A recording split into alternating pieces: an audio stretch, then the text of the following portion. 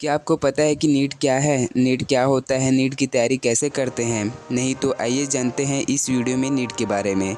हर student 12वीं पास करने के बाद सोचता है कि अब क्या करना चाहिए। कुछ छात्र का पहले से अपना एक करियर ऑप्शन होता है कि मुझे डॉक्टर बनना है, engineer, air hostess, bank manager या पुलिस बनना है।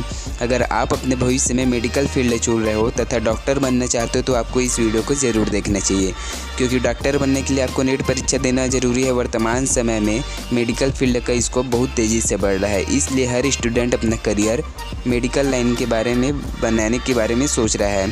तो इस वीडियो में हम आपको बताएंगे कि नीट क्या है, नीट की तैयारी कैसे करते हैं, नीट के लिए क्या क्या योग्यता होनी चाहिए। तो नीट के बारे में महत्वपूर्ण जानकारी प्राप्त करने के लिए इस वीडियो में अंत तक ज़रूर बने रहे। नमस्कार दोस्तों, क्यूरियस लड़का में आप सभी का एक बार फिर से स्वागत है।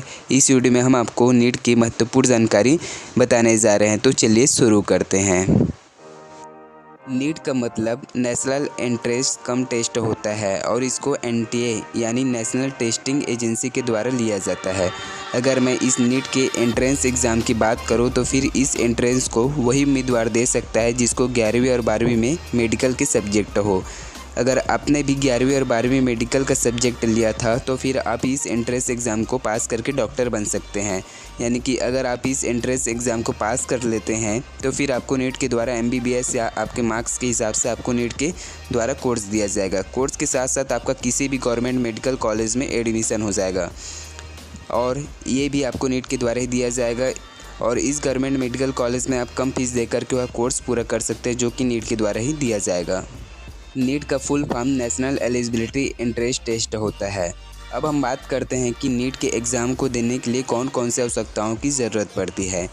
First, qualification. नीट के एग्ज़ाम देने के लिए आपको 12वीं पास करना ज़रूरी है, वह भी अच्छे मार्क्स के साथ। और इसके अलावा 11वीं और 12वीं में आपको साइंस पीसीबी लेकर पढ़ना होगा, तभी आप नीट का एग्ज़ाम दे सकते हैं। सेकेंड, अगर आप जनरल कैटेगरी के उम्मीदवार हैं तो फिर आपकी उम्र 17 से लेकर 25 तक होनी चाहिए। और अगर आप एससी एसटी या अदर कास्ट के उम्मीदवार हैं तो फिर आपकी उम्र 30 साल तक छूट दिया जाएगा। Third, apply for NEET exam. NEET के एग्ज़ाम को देने के लिए आपको नीट के ऑफिशियल वेबसाइट पर जाना होगा। उसके बाद अप्लाई फॉर्म पर क्लिक करके नीट के एग्ज़ाम के लिए फॉर्म सबमिट करना होगा। Fourth, fees. अगर आप जनरल कैटेगरी के उम्मीदवार हैं तो फिर आपको 1400 रुपये भरना पड़ेगा। और अगर आप एससी एसटी या अदर कास्ट के उम्मीदवार हैं तो आपके लिए 750 रुपये ही काफ़ी है।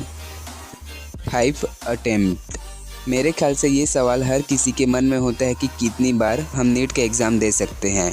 अगर मैं आपको आसान भाषा में बताऊं तो फिर आप एक साल में एक ही बार इसका एग्ज़ाम दे सकते हो और बाकी आप एज लिमिट देख सकते हैं।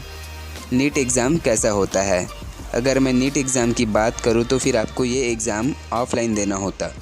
और अगर मैं नीट एग्ज़ाम की बात करूं तो फिर आपको पेन और पेपर्स मिलता है और पेन आपको इन दोनों ही चीज़ों से अपना एग्ज़ाम देना होता है। NEET exam pattern. अगर मैं नीट के एग्ज़ाम के पैटर्न की बात करूं तो फिर वहां पर आपको इस प्रकार से पेपर पैटर्न आता है। फिजिक्स, इस पेपर में आपको 45 क्वेश्चन आते हैं। और अगर मैं मार्क्स की बात करूं तो फिर इस पेपर में टोटल 180 मार्क्स होते हैं। ऐसे ही केमिस्ट्री, जूलॉजी और बॉटनी में भी होता है।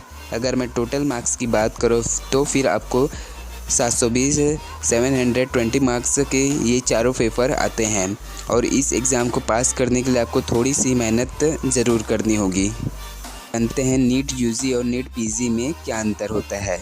नीट यूजी यानी अंडर ग्रेजुएट नीट परीक्षा जो एमबीबीएस या बीडीएस जैसे ग्रेजुएट लेवल के कोर्स में प्रवेश के लिए ली जाती है।